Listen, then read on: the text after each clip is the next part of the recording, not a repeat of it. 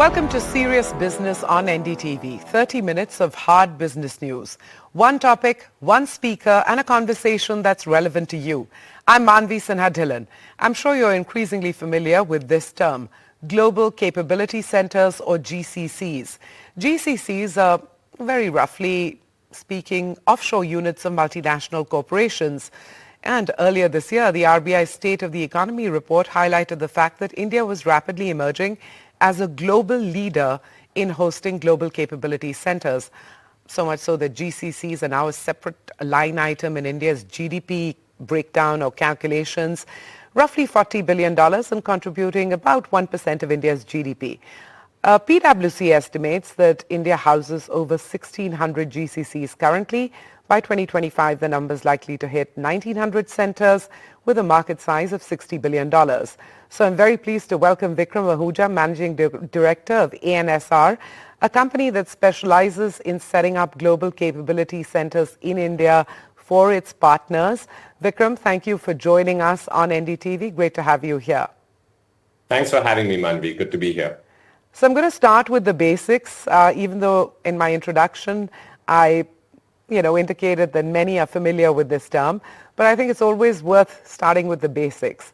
So if you had to describe a global capability center, how would you describe it? And then where does ANSR come in?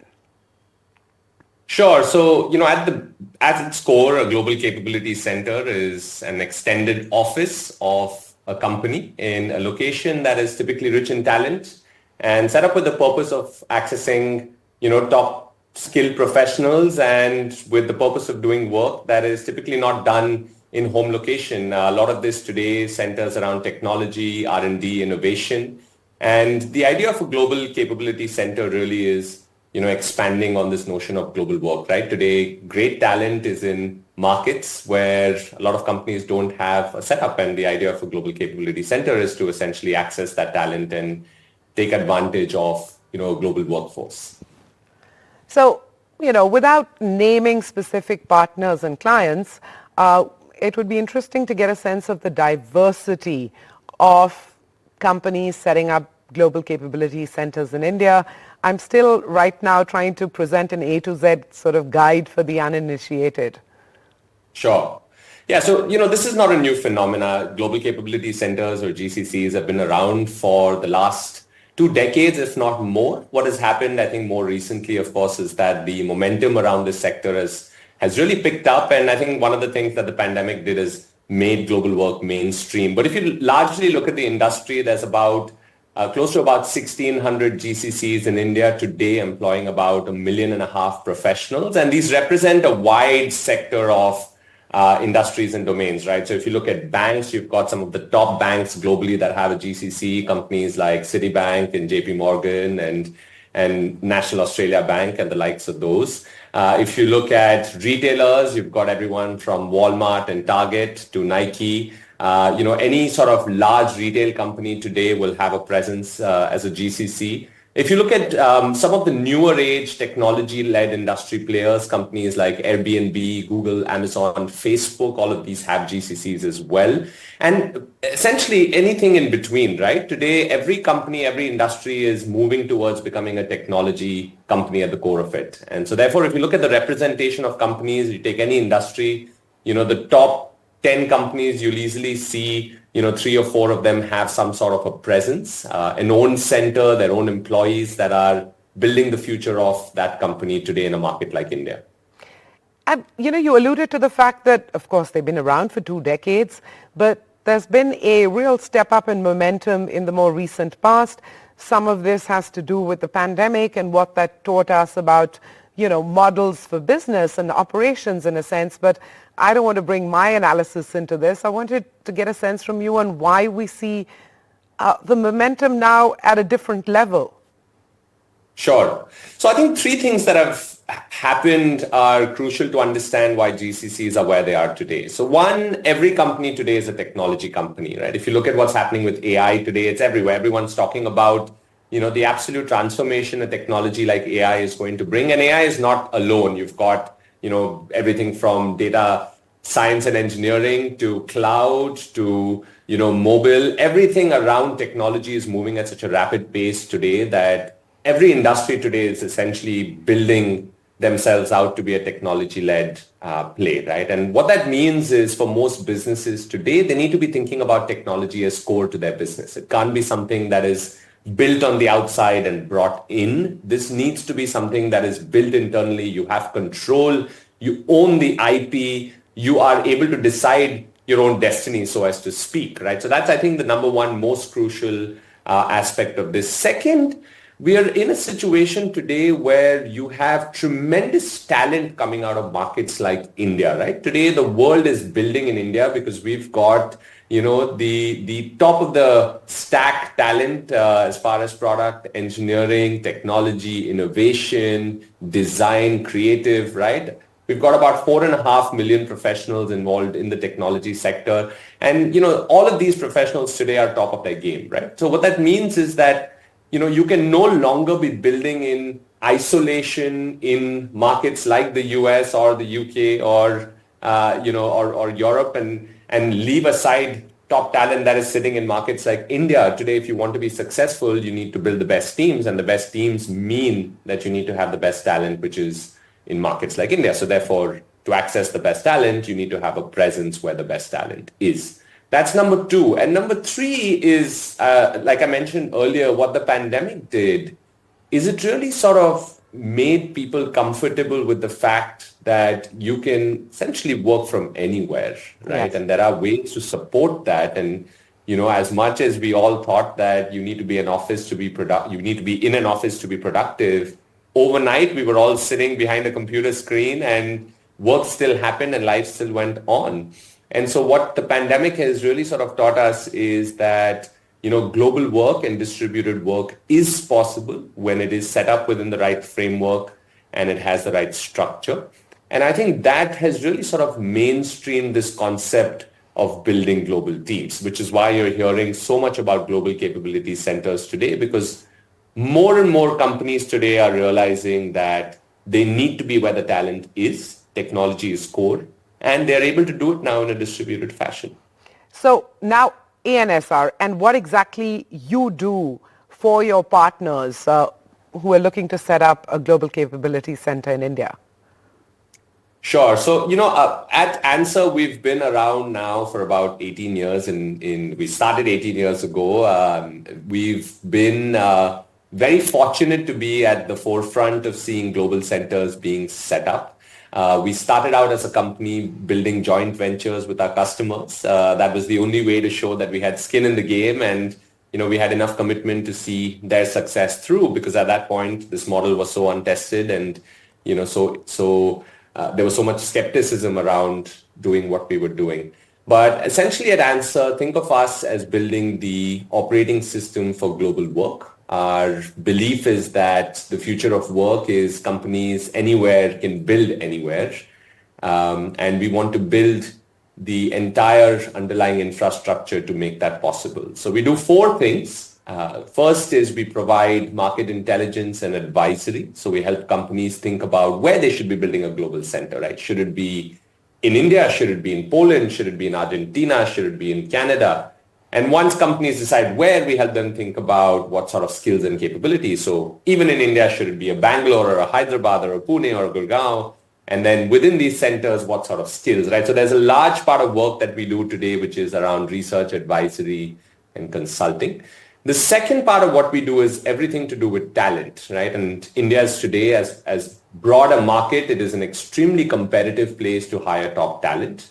So we run our own product called Talent 500. It's a marketplace of about close to 2 million professionals. And, it's the largest directory for professionals working in global centers. So it's a members-only network, and every member is pre-vetted and pre-curated, which means that we're providing companies easy access to top talent without a lot of the overheads involved. The third thing that we do is everything to do with infrastructure, which means workspace, procurement, networks, laptops, everything to do with that. So we want to make sure that offices for these global companies are on par or better than the offices that they have in home locations, so that employees feel, integrated and as part of the culture. And a lot of what we do is work with them to bring that to life. And then the last thing that we do is what we call as operation services, which means everything to do to keep a center running, right? So your payroll, your compliance, legal, audit, tax, etc. So in essence, when a company works with us, we are the only partner that they need to build, manage, set up, and run a center like this, which if you think about, the idea of setting up a center that could employ, 2,000, 3,000, 10,000, in some cases 20,000 employees can be very overwhelming for a business, Of right? course. I mean, you're going to a market like India, you need to understand, the complexities of labor laws and real estate and how to hire people and how to retain them and how to structure compensation and keep it attractive and so on. And, what we say at ANSR is forget about all of that. We will come in and take care of everything for you. You just focus on, bringing the top people into your company and getting the best work done, right? And we take care of everything else. Well, first of all, I should apologize for saying ANSR, and I should have been on the page and said ANSR. The penny dropped late, so apologies for that. But coming back to ANSR, I get it. Very compelling for your partner. And from what I understand, one estimate says you've got about 20% share in Fortune 500 business. You're occupying, 12 million square feet of real estate.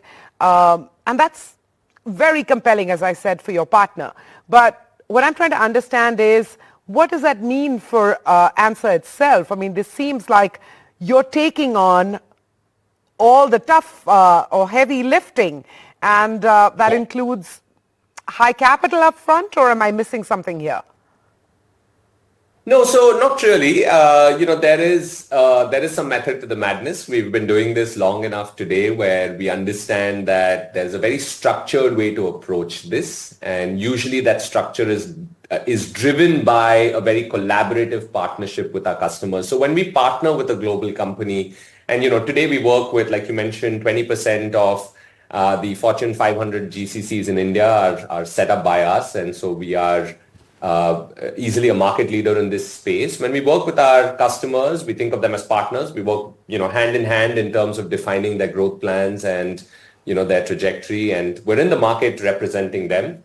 So at all points, we have a very calculated view into how they're going to grow and when. And so a lot of the investments that are made are keeping in mind this growth trajectory. So, what we're trying to avoid is a scenario where you're suddenly having to put up a whole bunch of upfront capital, take on a whole bunch of risks, both legally and operationally, and then suddenly realize 6 months later or 12 months later that this model doesn't work for you, right? That is, unfortunately, a lot of global companies that have set up GCCs and not seen success have had issues because of that, right? Too much upfront risk, a lot of unknowns, right? Going in with, very impulsive decisions, and that doesn't work when you're trying to work in a market like India. So we define playbooks across each one of these work streams, right? And every part of this journey is then built in collaboration with our partners, keeping, both their growth as well as, of course, our involvement and commitment to, seeing this through, right? So risks are minimal because it's usually based on some sort of a growth plan. And again, I think this is the big differentiator that we bring. We're a technology company ourselves. We use a lot of AI. We use a lot of data and automation in how we work.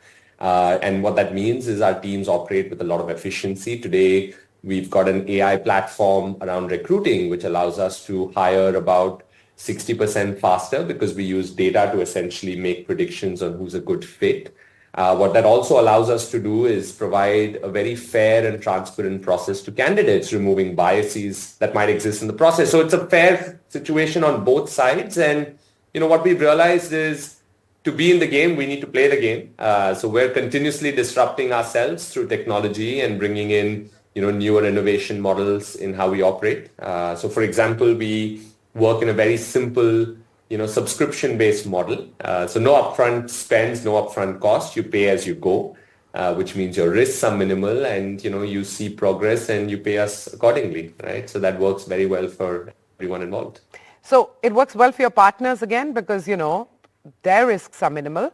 And, correct me again if I'm getting the wrong end of the stick here, but for you, hypothetically, if it doesn't work out for whatever reason with a particular partner, you have the portfolio to redeploy the space, physical space, and the talent. Is that how you de-risk?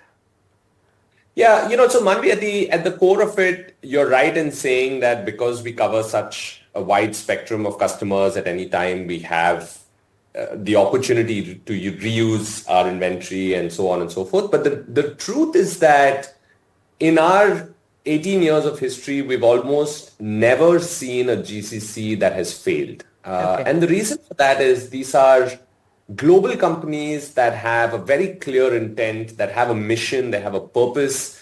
They are coming here to redefine their own growth trajectories. They're looking to build something phenomenal.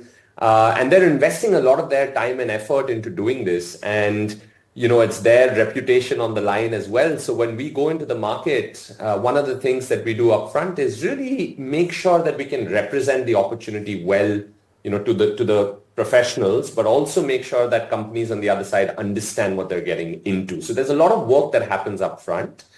And once you're operational, it's like a moving train. I mean, it moves along very steadily, but also almost never stops because companies see so much success in this model, right? You're getting great talent. You are doing phenomenal work. You're moving faster than your competitors. You have tremendous cost advantages because now rather than outsourcing or giving it to third parties or building in an expensive location, you're hiring top talent and you're able to pay them more.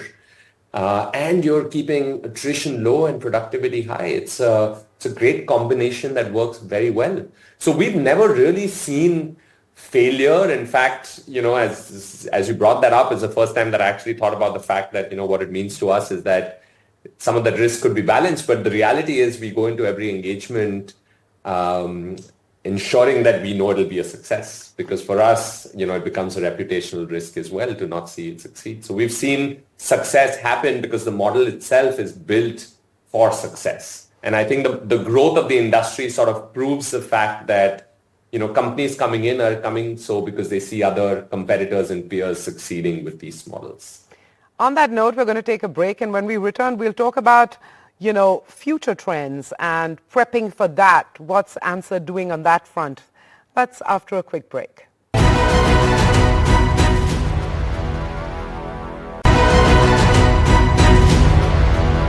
Welcome back to Serious Business on NDTV. We're in conversation today with Vikram Ahuja, Managing Director of ANSR.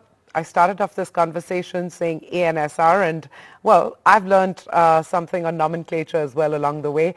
Vikram, this is a fascinating space, and you've been riding the growth in global capability centers in India based on, a demonstrated execution track record. But I wanted to ask you about future-ready capabilities that are going to be a focus area here on. What are they? And, what does that mean for ANSR in terms of prepping for that?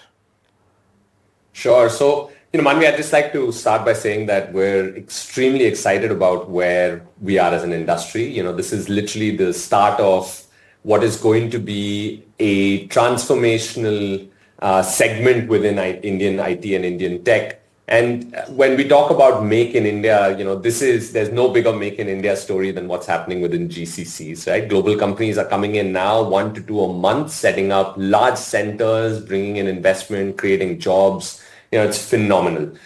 In terms of future trends, there's some very interesting things happening globally. I started off by saying that one of the main drivers for GCCs is the fact that every company today is becoming a technology company. And when you look at newer technologies that are coming into market, you look at AI, there is a huge shortage of talent globally when companies are looking to deploy AI into their organizations. In fact, I was reading somewhere that there is, something like a 30 to 35% gap between demand and supply today, where top talent that is required is not being hired because there just isn't enough people in the market in markets like the US, right? A lot of that talent today is being built and is made available in markets like India. So one of the biggest trends that we're seeing today is that a lot of the fundamental growth around new technology stacks like AI will will happen out of India. We'll become the nerve center of driving a lot of this, which is going to be very exciting. I think the second big trend that is happening is global roles being hired in India, which means that this is no longer an outpost or an offshore. In fact, there is no more concept of offshore and onshore. It is both onshore and offshore at the same time. It's one company, right? And when you look at what GCCs do, they've removed the notion of outsourcing because you're now insourcing. These are your own employees. And what that means is that there is going to be a shift of power or a balancing of power in terms of decision making and strategic importance. So we're seeing, at least about 5,000 global roles being hired out of India, and these include CIOs, CEOs of global Fortune, 500 and global 2,000 companies. And that is phenomenal. Imagine, now you have a business that is headquartered somewhere, but has the nerve center of their technology, innovation, and growth sitting out of, a city like Bangalore or Hyderabad. And that's essentially where the world is headed to. And I think the third trend that we're seeing is, a very interesting interplay between, large enterprises and startups, but also large enterprises and service providers. And I want to sort of maybe clarify one point that, gets confused. Global capability centers don't compete with service providers. In fact, in many ways, we collaborate because they're both two sides of the same coin. And so what we're seeing is that global capability centers are now becoming, very critical for large enterprises to build partnerships with startups that might be innovating in their sectors or with service providers that are going to continue to add value.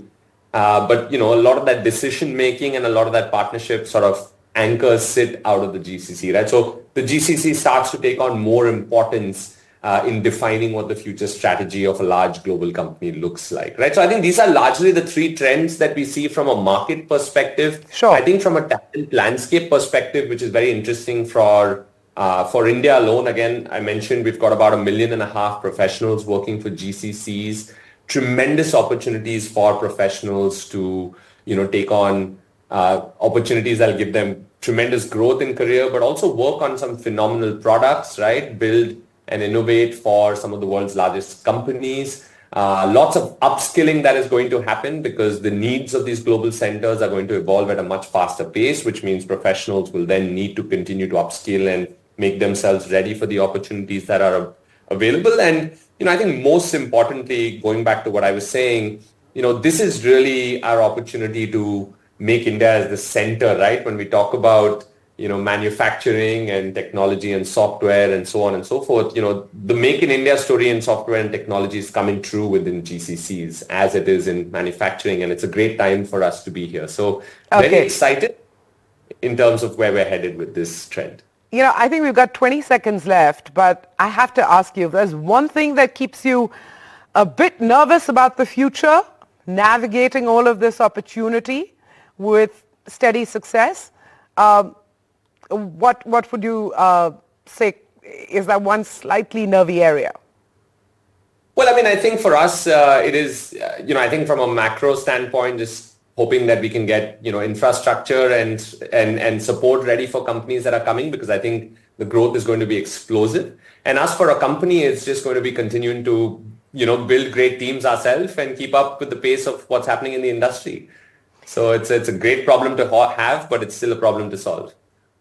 Well, Vikram, I should warn you, we're going to be leaning on you for more frequent conversations.